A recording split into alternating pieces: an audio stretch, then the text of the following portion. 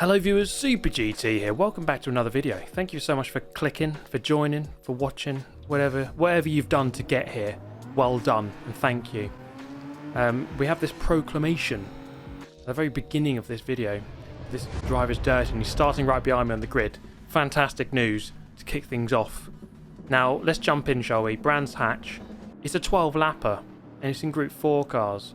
It's a cool little combination actually, if I may say so myself. I just want to say a big thank you for everyone for clicking, for watching the video. Always happy to have you here. It's always pleasant reading the comments. Well, not always. Sometimes it's not. Sometimes it's really not. But let's take a look at this race then, shall we?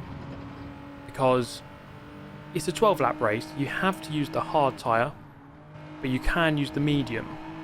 There's one of them where, well, do you just do the whole race on the hards and not pit, or do you do most of it on the mediums and then pit for the hard right at the end? You know, there's lots of questions to be asked here, and the key thing really for me is that I'm trying to work it out as I go along, because this is my first time doing the race. I don't know what I'm doing, and that kind of sums me up really. Looking up the inside into the final corner, I'm not going to go for it. I'm going to just stay in behind for the time being, revving the car out, really trying to get the maximum acceleration here down the main straight of Brands Hatch. It's a good little battle between myself and the Portuguese driver. Isn't it incredible when you think about it, really, guys? When you think about it, as we're going to look up the inside, isn't it incredible that people from all around the world can race against each other in real time? Pretty mad, isn't it? So I just overtook some dude in Portugal, and you know, that's about, well, I wouldn't want to guess how many miles away from the UK that is. Maybe about 700? About 700. I'm going to go with 700. Could be a lot less than that, actually.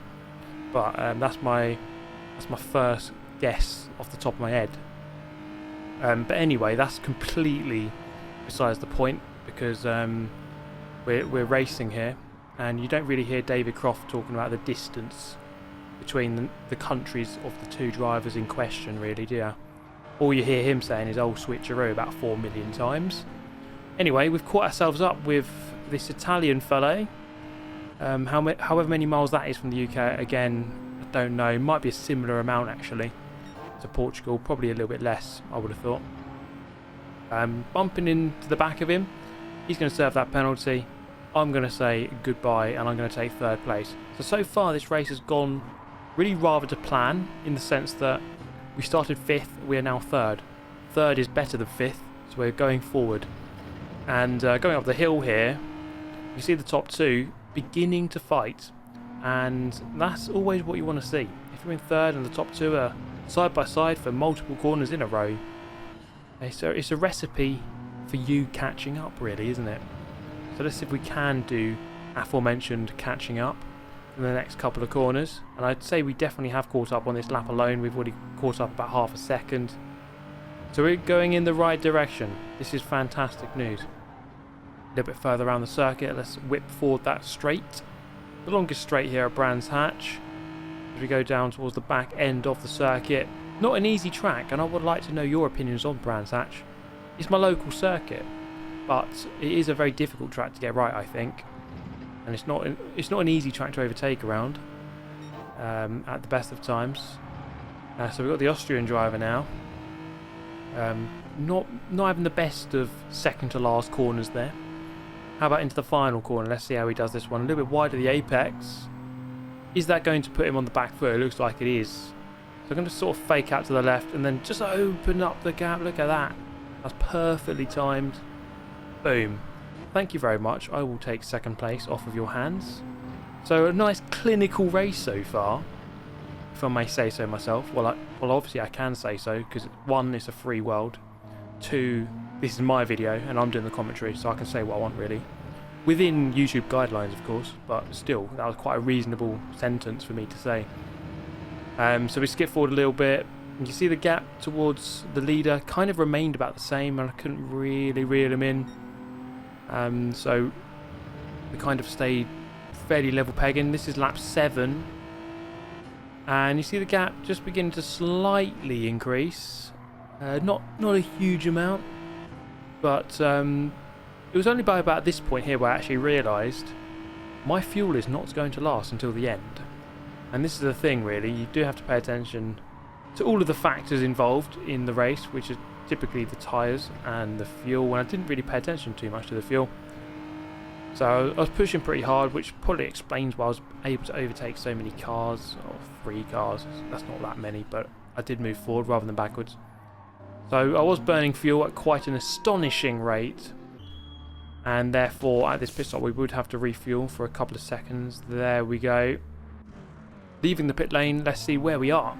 Well, we're at Brands Hatch, turn 1, pit exit, that's where we are, but in terms of position we're 5th. And that's back to where I started. 3 laps now on the hard tyre. I'm presuming some of the guys in the top 4 will still have to pit. Therefore, I may well be able to grab some of those positions back. But we will find out in a moment. In fact, yes, the leader goes in, 2nd place goes in, 3rd place goes in. And I've just realised that the Greek guy who started behind me has been clean.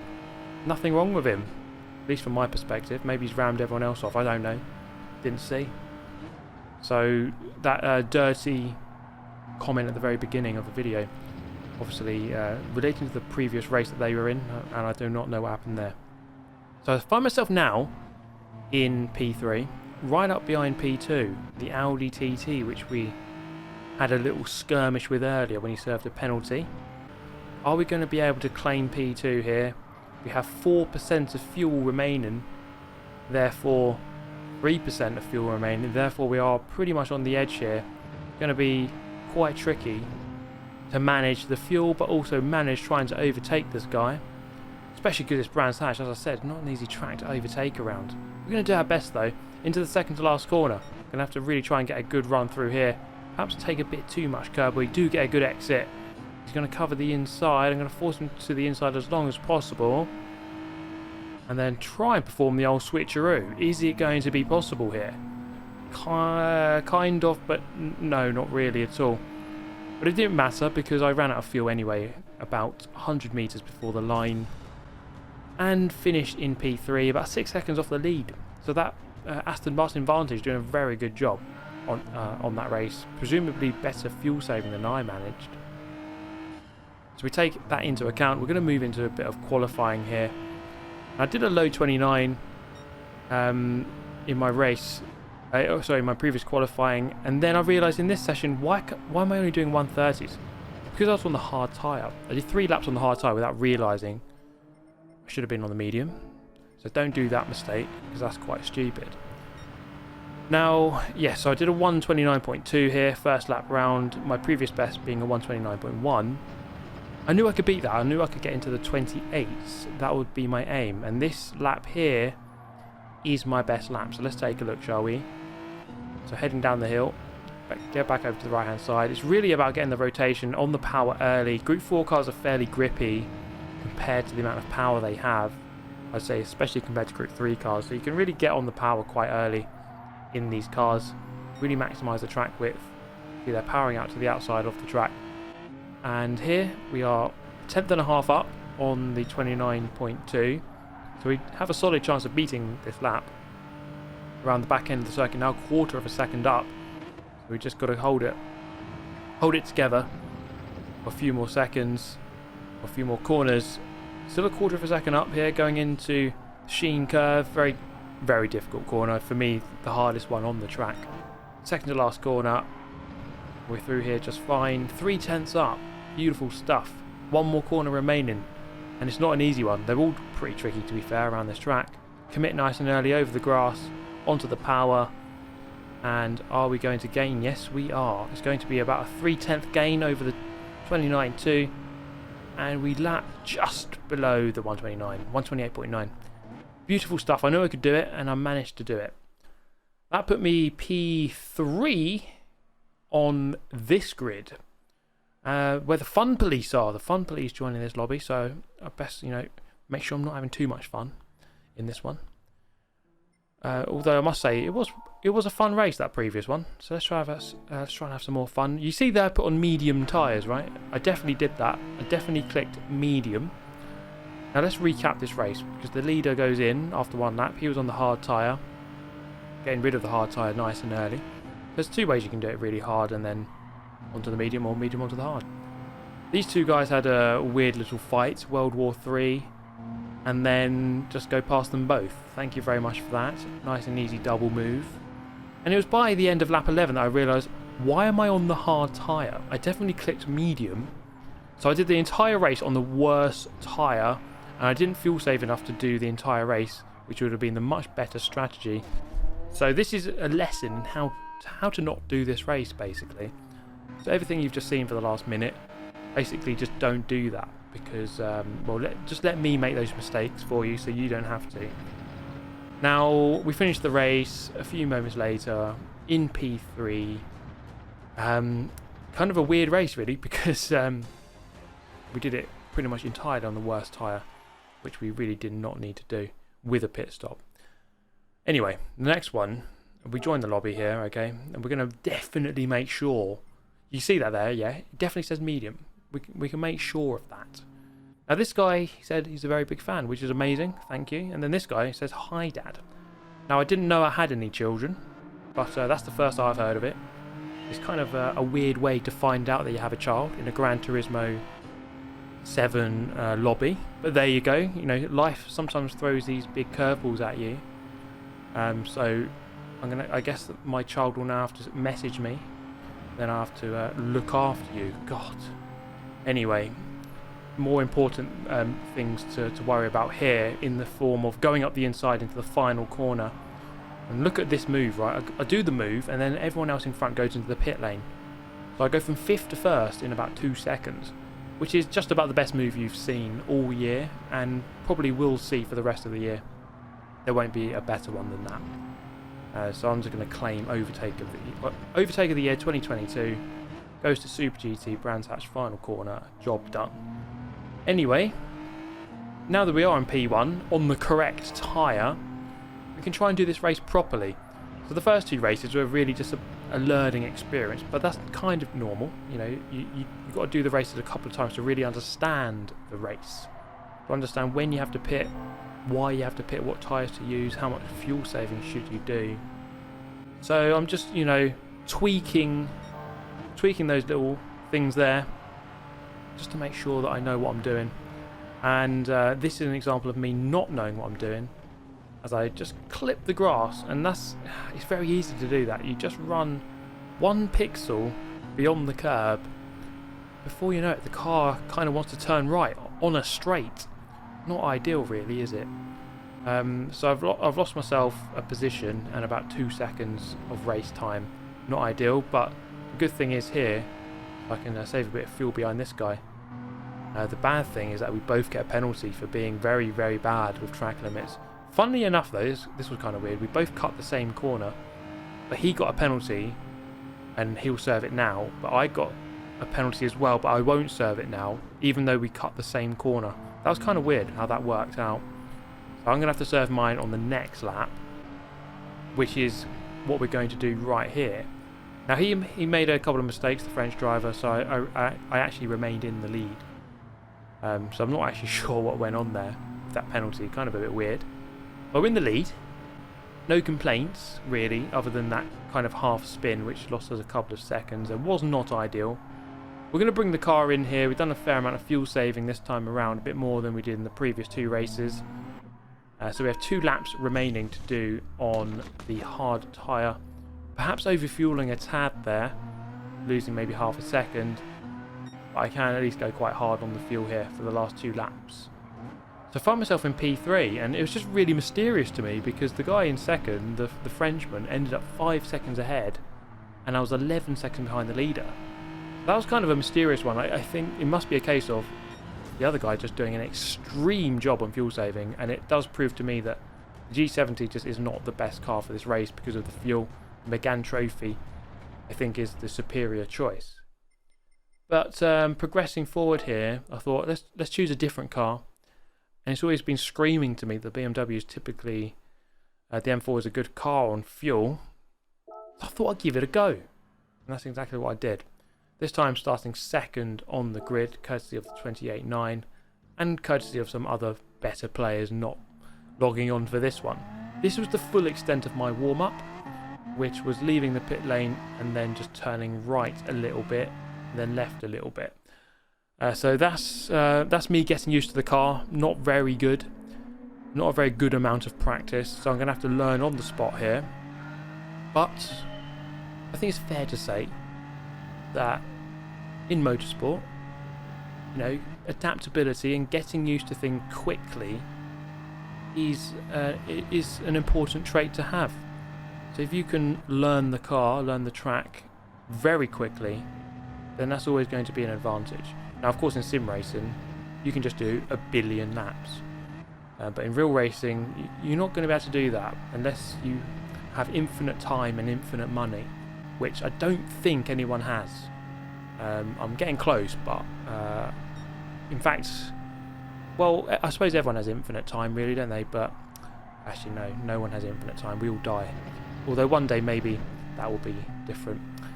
Again, another stupid tangent. What am I doing? Where are we? P2, lap 2. We're going to try and hunt down the leader here in the BMW. It turned out, that's what I was going to talk about, the fact that the fuel wasn't really much better in this car. As oh my goodness, recover the car from a very tasty looking sideways moment there.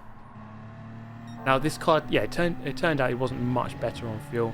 Maybe a tiny bit, but really not much. So I was using about 10% per lap, but sat behind the Spaniard here, I was able to fuel save quite a bit. But I thought to myself, as soon as I get quite close, I'm going to go for a move and see what he does. So as you can see, I'm getting very close and he's defending. So this kind of just lets you know his intentions, because sometimes some drivers will just let you go and they'll sit behind you and save fuel. But this guy is really rather intent on defending, as is his right. But it's always interesting to know the mentality or the tactics that each driver is going to employ to try to win the race, and that's fair enough. So in this case, he's going to defend quite hard, and that's something to bear in mind, especially given that the two Renault Meganes behind are somewhat fast approaching, and therefore, you know, I don't want to get caught in a position really where I'm trying to attack and I can't get the move done, and then I get overtaken twice. So that is always a possibility. So at the moment, saving a lot of fuel. See, I've used 40% fuel, or 41%, no, actually 40% fuel in 5 laps. So I've actually done quite a good job there, because normally it's about 10% per lap. So I've done maybe, 9% per lap there. Can't work out the maths quick enough, but you get the gist. I've saved some, basically. So now we have a 4-way battle for the lead. This is actually a really good race, very much enjoying it, and I think kind of testament to Gran Turismo 7, Gran Turismo in general, when sometimes they get the combination right, and there's 3 different cars here, and we're all fighting towards the front, and it's very close. And this is what we love about Gran Turismo, I think, for me, just the fact that you can jump on and have a decent race. Now here, this is where the decent race really begins, because we're going to go side by side. I felt like going for the move. He covered the inside, and I'm not quite able to get this one around the outside. It's a very long corner, not quite able to do it. We do get a bit of a run here into the next turn. Give him a bit of space on the inside. There's a bit of contact. We're still side by side. This is rather mega racing. Coming up into Sheen, and this is really not a corner to go side by side. You can see I'm going to back out. Almost losing position, well, temporarily losing position to the Megane. We're going to go side by side now through the corner. On the exit. Can I get this move done and retake second? He is still there. I'm going to move back to the left hand side, and he's going to take the position. Not much I can do. And the Megane goes through. So really good racing here, actually. So I could have perhaps gained position, ended up losing one. It just shows you the fine margins. If you're going to go for a move, you really need to make it count and make it stick. Otherwise, there's a very good chance you're going to go backwards instead. And that's exactly what has happened here. Up the hill, looking for that move from the Frenchman. We're going to cover the inside, and go defensive to keep the position. But all the time I do that, the gap opens up in front. You can see the 2 cars in the lead, just extending the gap slightly. So I need to make sure that I defend but not lose too much time, and I suppose the best defense is really offense, to go quick, to get away from the car behind. So here I sense there's a bit of contact. Look, there's a puff of smoke coming out. Either way, the Spaniard's defense has crumbled and he's off the track, and I move back up a position, and he goes down to 4th, in fact 5th position. Now battling with the Portuguese driver, who is geographically approximately 700 miles away, but I think that's an overestimation, to be honest. Up the inside we go, into Paddock Hill Bend. We're going to overcook the brakes, go a little bit too deep, and he's performed an old switcheroo on me. Not a new switcheroo, an old one. But we're going to go again, are we? No, we're going to hang back here. I was kind of happy to sit behind him after that failed attempt. But then at the end of lap 9, I felt like, okay, we're getting towards the end of the race now. I'm going to go for this move. And I'm going to take the lead. And this time I will not make the same mistake. I will not let him do an old switcheroo on me. And boom, we have completed the move. See the duo of Megans fighting with each other now. And that's kind of what you want. You kind of want to back this guy up in second, into the guy in third. They can start fighting, start beating each other up, and then I can try and escape. That is the intended plan. We'll see if it actually works. So through turn 4, actually, it looks like it is working at the moment. The gap up to 9/10 of a second as we head through the long left to turn 4, up the hill, over the crest, onto the back straight. So that corner is crucial, leading out into the longest straight on the track. End of lap number 10, decided to go around once more. So I did actually save quite a lot of fuel in this car. I'd say it is marginally better on fuel than the G70, but it was not enough to completely spare me a refuel, because I would have to refuel during this pit stop. So coming in at the end of lap 11, 1 lap to go, we're going to go onto the hard tyre. I'm going to have to refuel a slight amount. I could fuel save, but I'm just going to put a tiny dollop of fuel in just to make sure in fact I'll probably put too much in there if anything. And that difference has, well, look at this. I'm in 4th within 2 seconds of the lead. And amazingly enough, the Spaniard in the G70 has resumed the lead of the race. So he was the guy who was in the lead of the race earlier on, but then had that mistake, lost a handful of positions. And he's done a really good job there to retain the lead or get back into the lead. The two Megans there, line astern, second and third. And it looked like I was kind of a bit too far back to really challenge for a podium position until they started fighting here through the second to last corner. That kind of gave me half a chance to catch up and go for a move. As you can see, they're going to go side by side here. This might give me an opportunity on the main straight. So I'm going to have to take this corner as best I can and potentially get a move done here. Maybe if one of them runs out of fuel, it's not quite going to happen. We're going to cross the line in P4. And you know what? Even though I lost positions, I started a bit further forward.